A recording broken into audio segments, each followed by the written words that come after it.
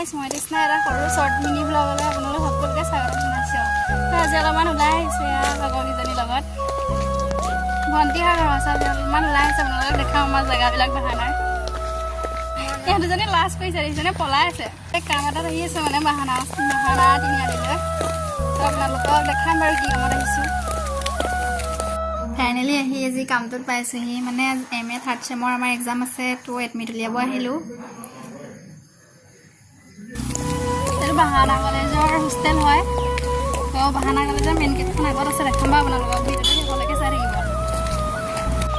এইখন বাহানা কলেজৰ মেইন গেট হয়